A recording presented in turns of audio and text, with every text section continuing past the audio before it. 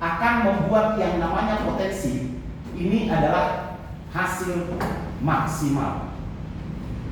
Contoh di sini adalah 1M. Ini nanti yang akan dicapai. Biasanya akan dibius dengan satu potensi. Makanya banyak di awal orang ikut multi-level marketing, semangat hebat. Tapi di dalam perjalanan waktu terbentur dengan masalah ini dan masalah itu.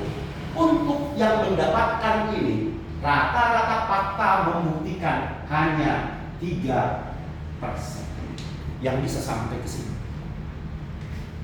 Jadi kita harus satu bahasa pada saat nanti kita juga mau mempresentasikan ke orang lain. Kalau di sini udah ada member, harus satu bahasa. Yang sampai ke sini 3%. Di dalam perjalanan untuk mencapai ini, di sini Pak banyak gelombang. Bahkan di sini ada satu batu besar, yaitu tantangan dalam perjalanan.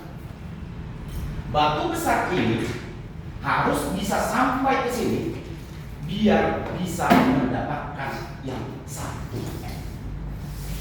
Maka multi level marketing jangan lupa, kalau satu orang yang mendorong batu besar ini tidak akan mampu. Inilah sebenarnya napas multi level. Jangan pernah mengerjakan satu multi level kalau tidak tahu napasnya ada di sini. Inilah penentu sukses apa tidak. Maka jangan sampai kita join di dalam satu perusahaan, tapi kita nggak ngerti apa yang harus dilakukan untuk mencapai hasil maksimal. Maka di sini akan dibutuhkan banyak orang, untuk mendorong batu-batu ini. Pada saat banyak orang mendorong batu ini, dibutuhkan tenaga yang sangat hebat. Diingat itu multi level. Tidak ada pekerjaan multi level yang mudah. Karena apa? Di multi level, orang yang hidupnya sederhana, orang yang hidupnya pas-pasan, yang pendidikannya pas-pasan, bisa berhasil. Seperti orang-orang kaya. Kalau orang kaya yang membangun satu perusahaan, itu butuh dana miliar bahkan triliun. Tapi apakah seorang network marketing tidak bisa seperti mereka? Bisa, asalkan paham ini. Makanya sebenarnya di luar negeri, di Eropa, pekerjaan multi level adalah pekerjaan yang sangat mulia.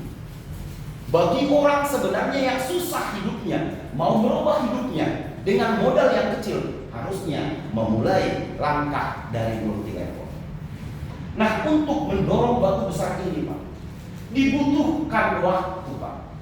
Dibutuhkan waktu untuk sampai ke sini. Kalau banyak orang yang mendorong, mungkin dalam setahun bisa nyampai. Tapi yang harus diingat, berarti proses mendorong membutuhkan tenaga, kebersamaan, visi dan misi yang sama di semua orang ini. Makanya kalau punya tim cerai-berai, tidak pernah menganggap atlet, tidak pernah menganggap downline, tidak pernah menganggap tim, ini akan hancur satu persatu. Yang ini akan hancur satu persatu akan hancur. Nah, di dalam proses mendorong ini, Pak, realita hidup berarti kita membutuhkan waktu. Entah itu sebulan, entah itu setahun. Berarti dibutuhkan keringat, dibutuhkan makan. Penentu banyak orang gagal adalah di sini. Karena apa? Kita misalnya kita anggap untuk mencapai sukses adalah setahun. Tapi di dalam 1 bulan, 2 bulan, kita penghasilannya tidak cukup untuk makan. Karena namanya memulai usaha tidak ada untuk sukses. Tapi enaknya di multi level, baru memulai usaha untuk makan harus ada. Ini realita yang paling terpenting. Marketing plan orang akan mau mengerjakan kalau dia paham ini. Ini adalah nilai yang sesungguhnya multi level. Kalau di dalam perjalanan ini, misalnya setiap tahapan ini dibutuhkan ini 1 bulan. 1 bulan, saya anggap ini totalnya adalah 1 tahun.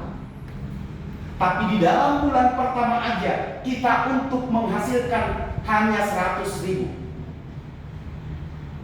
Untuk mendorong batu ini kita diberikan 100.000 untuk perjalanan kita sehari-hari. Untuk mendorong ini tidak cukup, apalagi untuk ditinggalkan di rumah. Maka jangan asal memilih marketing multi level. Ini penentu kenapa orang muntaber. Bagi yang pernah kita melakukan namanya multi level, Pak, kita prospek kemana-mana. Perusahaan apapun itu pasti prospek. Tukang siomay itu prospek. Bahkan kalau di perumahan saya, Pak, di sana itu 12.000 kakak. Itu tiap hari dia jalan sendiri. Berangkat pagi jam 8, pulang jam 10 malam. Dia tidak tahu apakah dari 10.000 ini dia akan beli apa tidak. Tapi dia punya ambisi, pasti ada yang beli. Kalau di dalam setiap hari dia rugi, Pak, dia tidak akan menjalankan. Ini juga sama yang kita lakukan. Nah, pada saat orang tidak mampu, setiap hari yang kita keluarkan tidak sebanding dengan apa yang kita dapatkan pada saat mendorong batu, maka satu-satu orang di sini akan hilang. Itulah yang berbicara di luar sana. Saya udah 10 tahun di multi level marketing, saya tidak sukses. Cuman ingat, tim yang satu visi, satu misi.